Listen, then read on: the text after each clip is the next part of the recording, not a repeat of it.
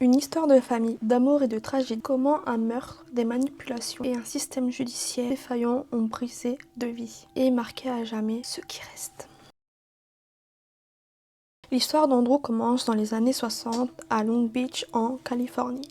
Kate, une infirmière et sage-femme toujours prête à voyager pour aider les autres. Et en gros, elle a rencontré David en allant à Disneyland. Et en gros, elle s'était perdue sur le chemin et David lui a proposé de la guider. David est un jeune marin de la Navy à ce moment-là. Et en fait, c'est le coup de foudre, tombé amoureux. Et voilà. Le couple s'est installé à San Diego. Kate a continué son boulot d'infirmière, tandis que David, après avoir quitté la marine, est devenu ingénieur en informatique. Mais malheureusement, plus les années passent, plus ils ont du mal à avoir un enfant. Du coup, ils se sont dit, si on n'arrive pas si on n'arrive pas à avoir un enfant, on va adopter. Et là, il y a un miracle qui est arrivé. Kate découvre qu'elle est enceinte. Andrew est né au Kansas. La famille s'installe ensuite dans une banlieue tranquille à San José, en Californie, où Andrew passe ses premières années. Très tôt, il montre une détermination impressionnante. À 15 ans, il décroche le garde prestigieux de Eagle Scout, un exploit que 5% des scouts réussissent généralement à 17 ans. Andrew avait un charme naturel qui allait parfaitement avec son physique. Il adorait la comédie, il a même fait des petits films amateurs avec son meilleur ami, se mettant souvent dans le rôle du méchant pour tester différentes facettes de sa personnalité. En plus de ça, il partageait avec son père une passion pour la photo, mais plutôt un hobby discret. Des cœurs et études. Andrew rencontre Heather. J'espère que je le prononce correctement. Heather Arnold. À l'université, ils se finissent même fiancés, avec un avenir plein de promesses. En même temps, il va poursuivre les mêmes passes que sa mère dans le domaine médical. Mais malheureusement, le parcours n'est pas très simple pour lui. Plusieurs écoles de médecine refusent sa candidature. Et pour lui, c'est vraiment un coup dur. Il doute de lui, il doute de ses capacités, il commence à se remettre en question. Vraiment, pour lui, c'était un mec grave nul, pas intelligent, etc. Il allait pas réussir dans sa vie. Et en fait, sa mère tombe, comme par hasard, sur une lettre perdue. Et cette lettre disait qu'il était accepté à l'université mémoriale de Terre-Neuve au Canada. Et cette découverte change tout pour Andrew. Il va déménager à St. John's pour commencer son nouveau chapitre avec Heather, sa fiancée à l'époque. Andrew a continué ses études de médecine à cette université, mais dès les premières années, sa relation avec Heather se termine. Ils ont mis fin à leur fiançailles. Ça l'a malheureusement impacté. Même s'il continuait les cours, il sortait, etc., ça l'a beaucoup marqué. Et en fait, il y a quelque chose qui a changé dans sa personnalité. D'habitude, c'est une personne optimiste et sociale. Et Andrew est devenu moins joyeux et plus réservé. Cette période post-rupture a marqué le début d'un schéma qui allait beaucoup l'influencer sur ses relations futures. Il est devenu plus sensible, plus émotionnel. Entre ses ambitions pro et galères perso, il va traverser des moments très cruciaux qui va l'orienter dans des décisions top. En printemps 1999, pendant sa 3e année de médecine, Andrew rencontre Charlotte Turner. Et là, c'est un vrai tournant dans sa vie. C'est sa première vraie relation depuis sa rupture avec Heather. Ses amis étaient très ravis de le voir retomber amoureux après des années à se reconstruire émotionnellement, physiquement. Et Shirley était aussi étudiante à l'université mémoriale. Et Shirley avait une autre histoire perso assez différente de Andrew.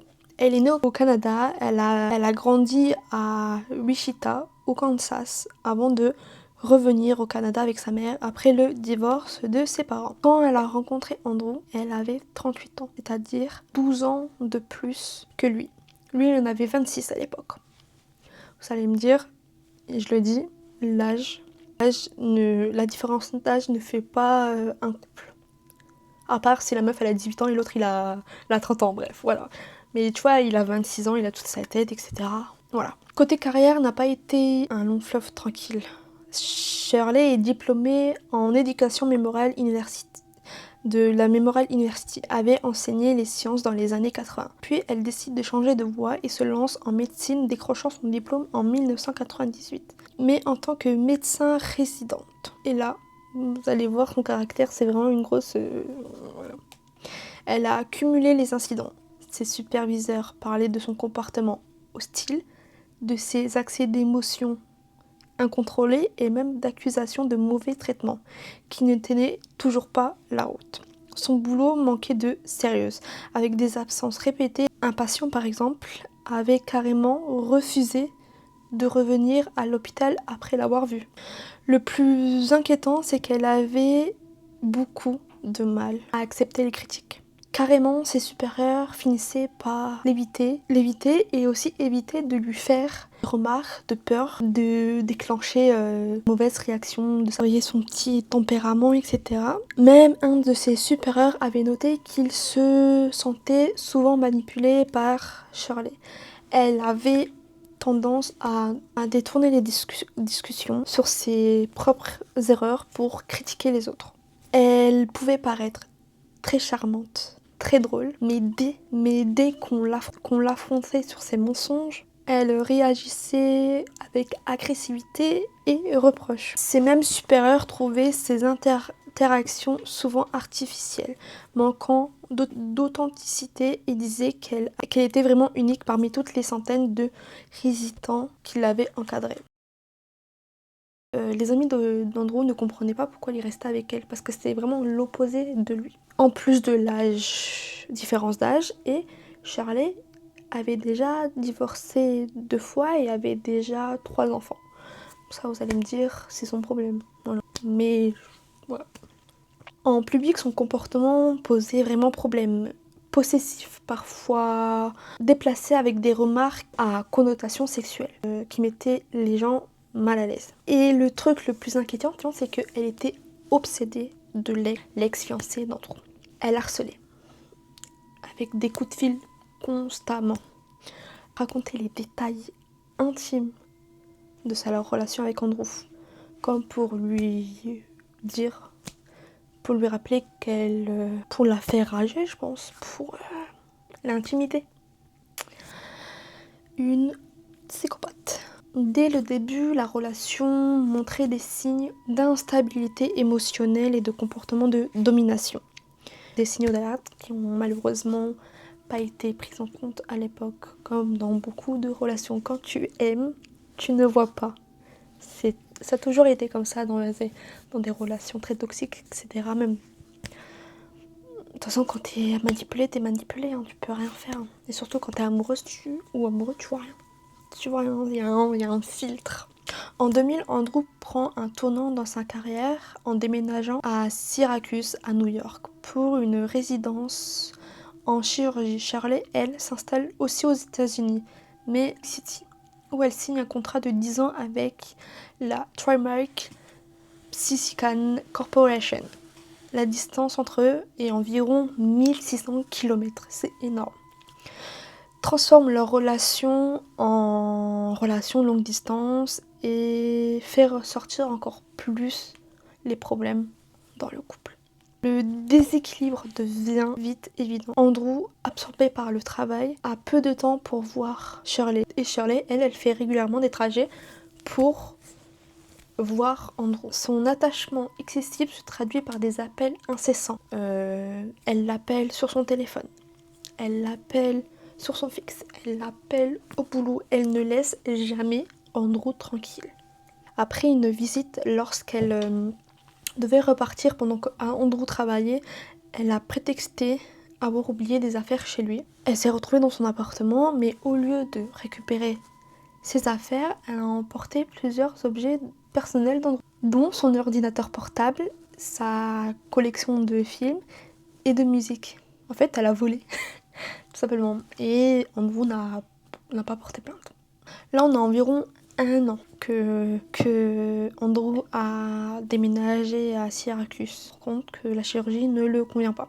Du coup, en 2001, il décide de déménager à Latrobe, en Pennsylvanie, où il va trouver sa vraie voie.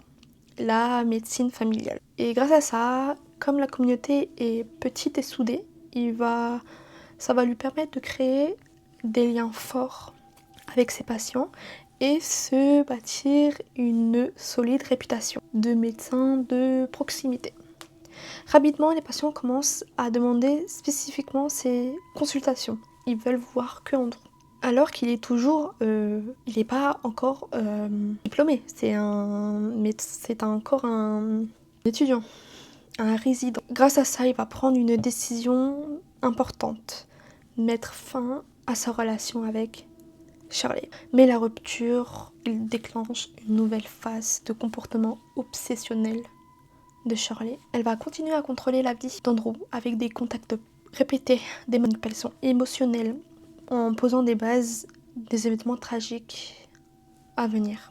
En septembre 2001, Shirley annonce être enceinte. Mais elle ne fait pas que garder la nouvelle que pour elle et Andrew.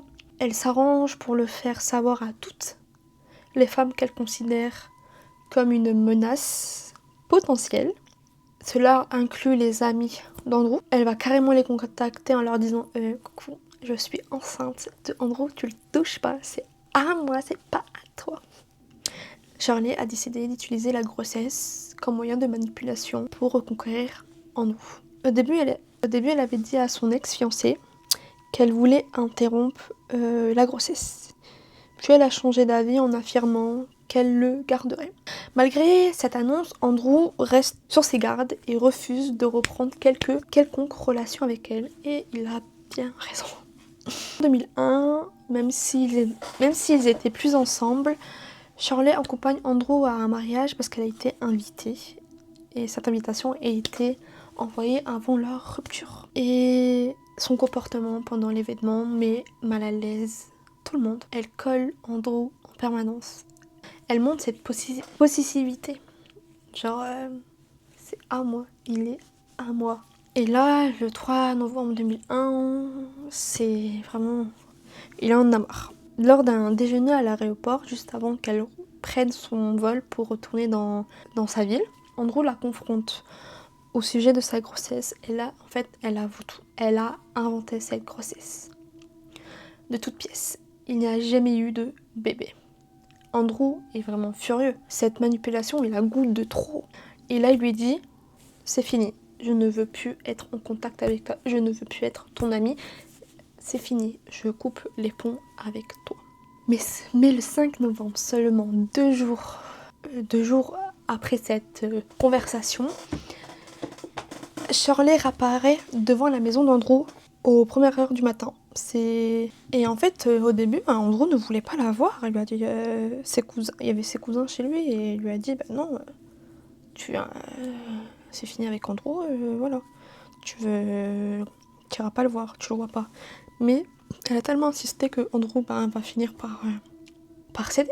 Et en gros, Shirley elle veut parler avec Andrew, mais lui il doit partir travailler. Du coup, il lui dit on se voit après le boulot vers 18h au parc de Kingston pour parler calmement, mais il a dit je veux qu'on parle ensemble, mais je veux qu'il y ait des gens autour de nous.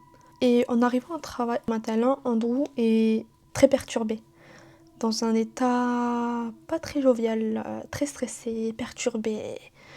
Son collègue Clark remarque son agitation et lui demande pourquoi il est comme ça. En fait, il lui dit que j'ai eu une visite très surprise de Shirley. Et Clark lui dit, inquiet, comme quoi on ne va pas la rencontrer. Elle est très... Elle est folle. Il peut lui arriver quelque chose. Il lui a dit non, ne va pas.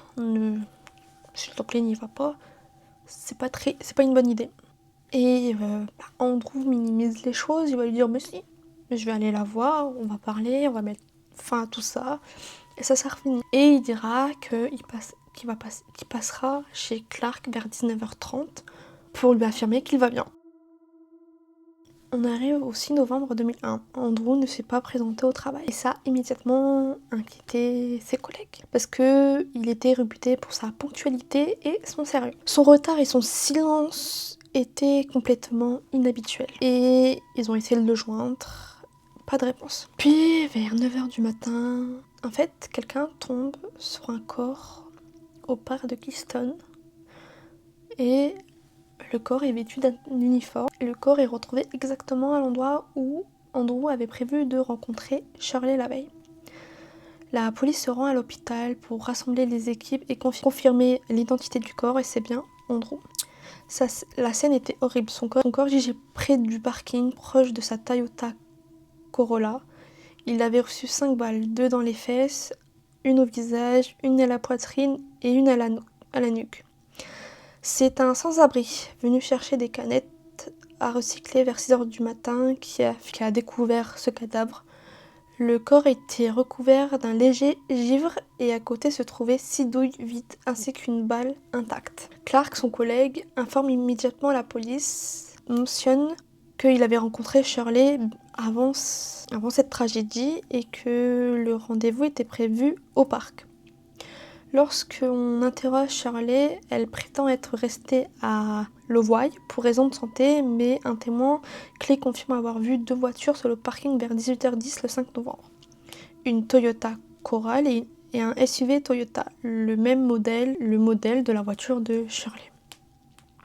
Au cours des 2 semaines suivantes, l'enquête accumule des preuves accablantes. On découvre que Shirley avait accédé aux comptes eBay et Hotmail d'Andrew. Le 5 novembre, depuis son ordinateur, confirme la présence chez lui. Elle avait utilisé son téléphone pour prévenir son employeur de son absence pour des raisons médicales. Une perquisition dans son appartement à Lovo relève une boîte de préservatifs provenant du domicile d'Andrew, dont le numéro de série correspond à l'achat enregistré. Encore plus inquiétant, Shirley avait récemment acheté une arme de calibre 22 et suivi des cours de sécurité des armes à feu. En fait, elle a suivi des cours pour savoir... Voilà. L'instructeur note un détail crucial. Son arme éjectait parfois des projectiles non percutés, ce qui explique la balle intacte trouvée près du corps d'Andrew. Il confirme aussi que Shirley utilisait exactement le type de munition qui a tué Andrew. Et quand on lui demande son arme, Shirley accepte d'abord de le remettre, puis affirme qu'elle l'a perdu. Enfin, les relevés de téléphone portable démolissent son alibi. En retraçant son trajet depuis chez elle depuis Andrew, en fait, elle passe par Chicago le 4 novembre, puis l'Indiana et le Pittsburgh dans la matinée du 5 novembre, et elle est de retour en Iowa le 6 novembre au matin. Plus glaçant encore, après son retour, Shirley laisse un message sur les répondeurs d'Andrew, comme si de rien n'était, affichant son sang-froid terrifiant face à ce qu'elle venait de faire. Le 12 décembre 2001, Shirley est enfin arrêtée. Le problème, c'est que entre-temps, tout ça, elle est partie au Canada. Mais l'extradition vers les États-Unis se révèle plus compliquée que prévu. Le jour même, la juge Gaywitch prend une décision très controversée, je ne sais pas pourquoi. Je ne sais pas pourquoi elle fait ça, mais elle autorise sa libération caution. Les conditions ? Payer 75 000 $, rendre son passeport, se présenter chaque semaine au poste de police et ne pas contacter 8 personnes spécifiques, dont les parents d'Andrew, son ex-fiancé Heather, et le psychiatre de Shirley, le Dr John, participe et même à régler la caution. Grave chelou le mec. Genre le psy, il a réglé 75 000 $. C'est pour ça que je comprends pas pourquoi le juge n'a pas fait en sorte qu'elle retourne aux États-Unis pour qu'elle se fasse juger, etc. Elle a tué quelqu'un.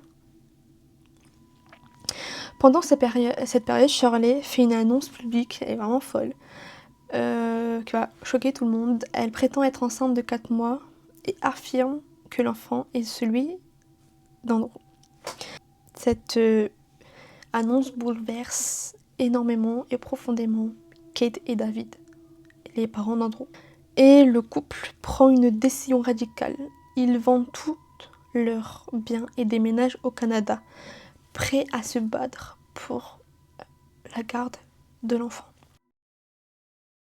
Le 18 juillet 2002, Zachary Andrew Turner vient au monde et le test ADN affirme que c'est bien Andrew le père. Mais lorsque Kate et David essayent de voir le petit enfant à l'hôpital, Shirley leur refuse l'accès. L'extradition traîne, permet à Shirley de rester libre et de garder la garde exclusive de Zachary. Les grands-parents se retrouvent dans une position déchirante. Ils doivent négocier avec la meurtrière de leur fils, juste pour voir leur petit conflicto. Elle trouve des excuses pour pas qu'ils voient leur petit-fils, retarde les visites à chaque fois. Il y a un arrangement enfin trouvé, mais il est très strict. Kate, David ont le droit à 1 heure par semaine avec Zachary, toujours sous surveillance. Chaque visite implique des fouilles approfondies et Shirley reste dans la pièce à côté. Mais c'est une tarée. C'est une tarée. Vraiment. Mais les parents de Andrew, ils sont forts émotionnellement et physiquement. Hein. Parce que je pense que moi, j'aurais déjà abandonné. Hein. C'est horrible ce qu'elle fait. Et ils sont grave courageux. Ils aiment leur petit-fils. Bon, après, je pense que c'est parce que c'est la seule chose qui reste de leur fils, quoi. En novembre 2022, lorsque Shirley est temporairement détenue en attendant de son extradition, elle accepte de céder la garde complète de Zachary à Kate et David. Mais là encore, les conditions sont très strictes.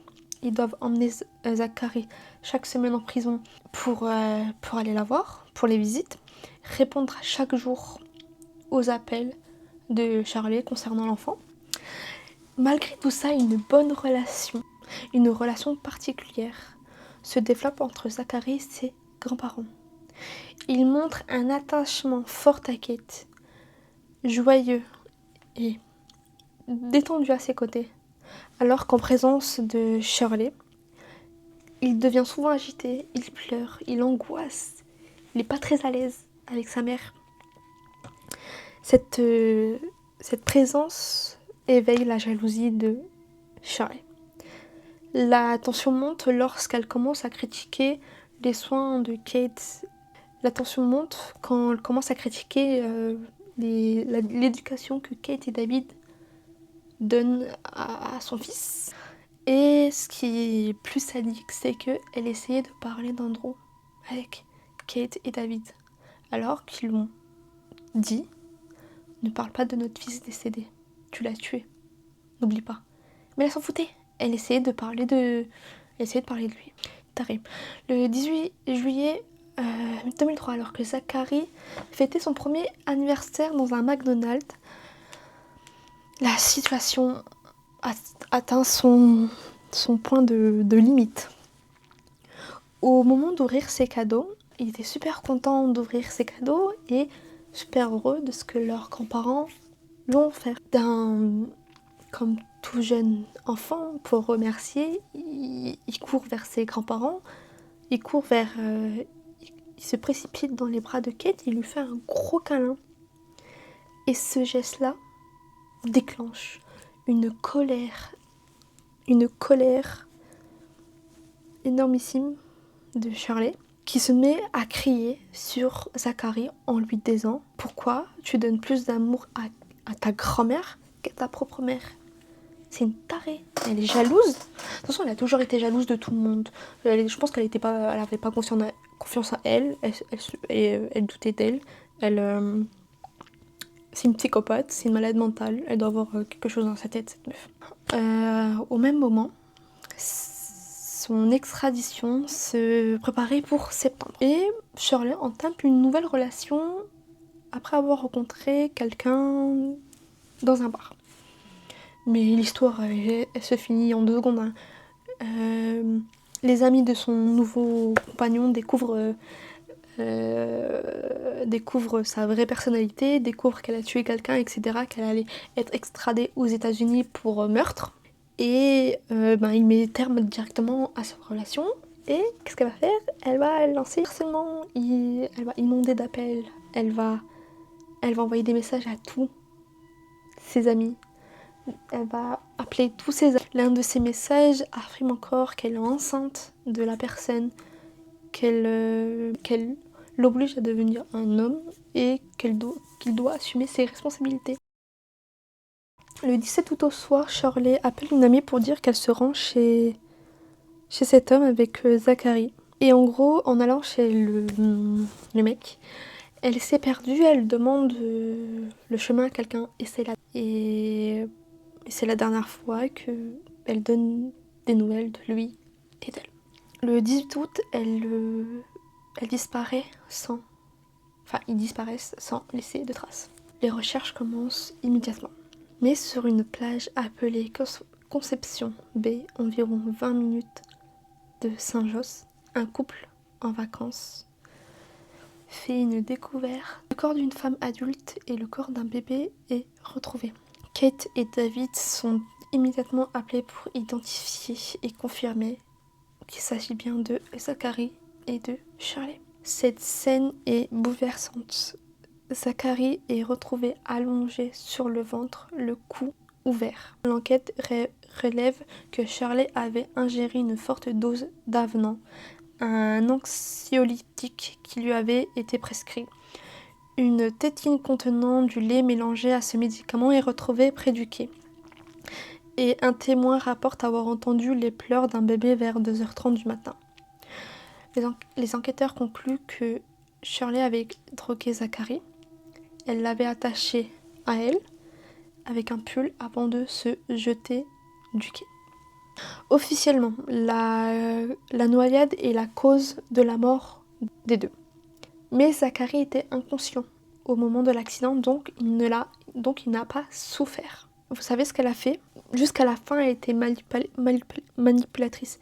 Elle a stationné son véhicule près de la maison de son ex-petite amie, laissant des photos d'elle et de Zachary, ainsi que des vêtements usés dans une tentative évidemment de l'impliquer en mode regarde ce que tu as fait, je me suis pour toi parce que t'as pas voulu de moi et en plus j'ai pris mon fils avec. Et l'autopsie révèle aussi qu'elle n'était pas enceinte. Pour finir, Kate et David décident de faire incinérer Zachary comme il avait fait pour Andrew et d'éparpiller ses cendres dans les lieux significatifs pour leur fils pour honorer ainsi sa mémoire. La perte de Zachary a été un coup de massue pour Kate et David. Leur petit-fils était la seule chose qui les avait aidés à tenir après le meurtre d'Andrew. Cette tragédie les a poussés à remettre en question tout le système judiciaire qui avait permis que cela arrive. Pendant leur lutte pour obtenir la garde de Zachary, leur désespoir était tel qu'ils avaient même envisagé des mesures extrêmes. David en particulièrement. Il avait pensé à éliminer Shirley, sachant que toutes ces actions risquaient de mettre Kate en danger légalement. Après la mort de Zachary, le couple traverse une période si sombre qu'il envisageait de mettre fin à leur jour. Mais finalement, ils décident de transformer cette tristesse, cette rage pour autre chose.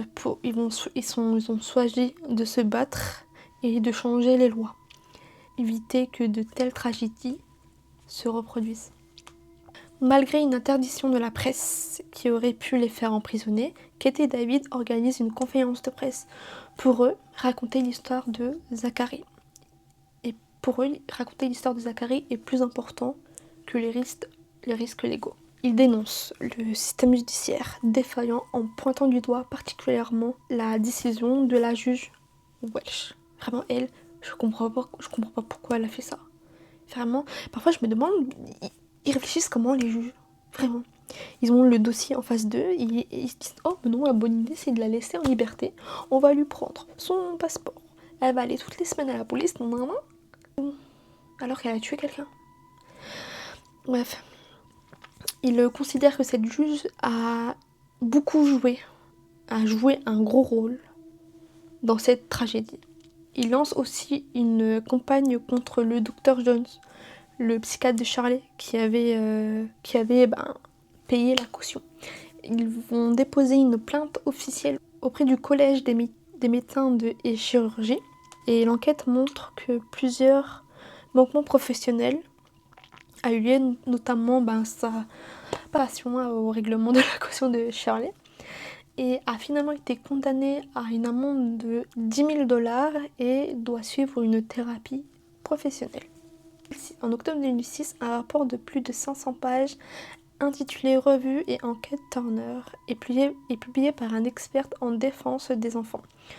Le document inclut que la mort de Zachary aurait pu être évitée et quel est le résultat d'un défaillant systémique dans le système judiciaire et dans les services de protection de l'enfant. 3 ans plus tard, en octobre 2009, un projet de loi Zachary est présenté à la Chambre des communes du Canada. Il modifie la loi pénale pour empêcher les tribunaux d'accorder la libération sous caution aux accusés de crimes violents sans justification solide, et précise que la simple d'enfant à charge ne peut pas servir de motif pour une libération. La loi a été officiellement adoptée en décembre 2010. Kurt, l'ami d'enfance de Andrew, réalise un documentaire intitulé Cher Zachary, au départ conçu pour que Zachary puisse connaître son père, et le projet devient un puissant outil de sensibilisation et de défense des droits après la mort tragique du petit garçon. Le film est sorti en 2008 et est acclamé par les critiques. En mémoire d'Andrew et de Zachary, 2 bourses sont créées. La bourse de Dr Andrew David en médecine familiale pour les étudiants à l'hôpital de Ladrop, qui a déjà soutenu près de 48 étudiants passionnés par la médecine familiale, et les fonds d'Andrew et de Zachary destinés aux étudiants de l'université Memorial.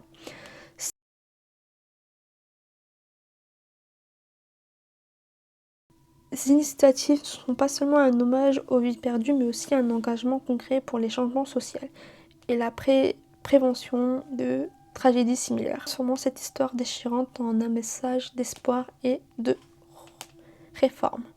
L'histoire de Andrew et de Zachary est une tragédie qui dépasse l'imaginable.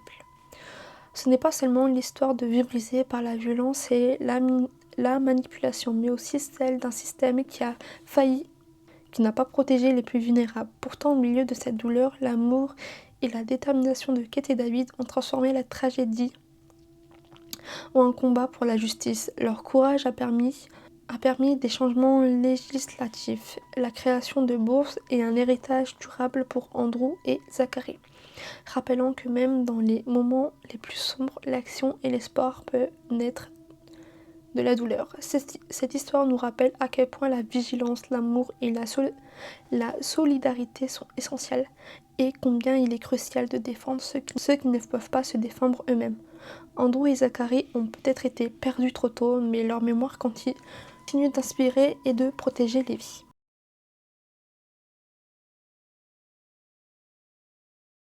J'espère que cette vidéo vous aura plu. Si vous êtes resté jusqu'à la fin, commentez caution. Voilà. J'espère que cette vidéo vous aura plu. Cette histoire vous aura plu, c'est grave déchirant parce que 2 personnes sont décédées quoi. Charlie, je m'en fous un peu, tu vois. Sincèrement, Charlie, je m'en fous. Mais 2 vies ont été perdues à cause d'une seule personne. Je vous laisse commenter, partager, liker, abonnez-vous. Suivez-moi sur les autres réseaux sociaux et je vous dis à la prochaine. Bisous.